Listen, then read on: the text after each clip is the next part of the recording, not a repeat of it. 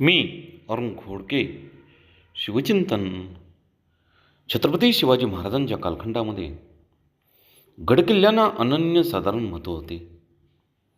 हे गडकिल्ले म्हणजे प्रशासन, अन्नसाठा, सैनिकी हालचाली आणि रयतेचे आश्रयस्थान होते. स्वराज्यातील गड किल्ले बांधताना शिवरायांनी अनेक उद्दिष्टे डोळ्यासमोर ठेवली होती. शत्रूच्या आक्रमणापासून संरक्षण, सीमा सुरक्षित ठेवणे, खजिना, धान्य व दारुगोळा साठवणे. स्वराज्य हे सुरक्षित पाहिजे तर गडकिल्ले सुरक्षित हवेत, ही त्यांची स्पष्ट धारणा होती. गड बांधताना उंच डोंगर शिखरे, कडेकपारी यांची निवड केली जात असे.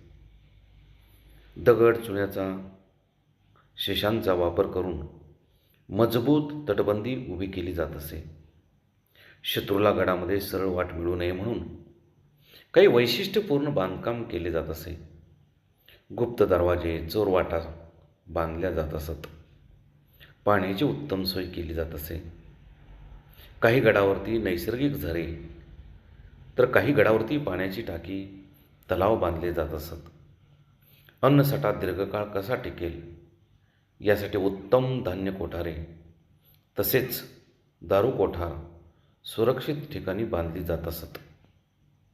राजदरबार, न्यायव्यवस्था, सैन्य नियोजन हे गडकिल्ल्यावरून केले जात असे. छत्रपती शिवाजी महाराजांनी उभारलेले गडकिल्ले म्हणजे त्यांच्या बुद्धिमत्तेचे, व्यवस्थापन कौशल्याचे आणि राष्ट्रप्रेमाचे सर्वोत्तम प्रतीकच मानावे लागेल. बहुत काय बोलणे. राम कृष्ण हरी.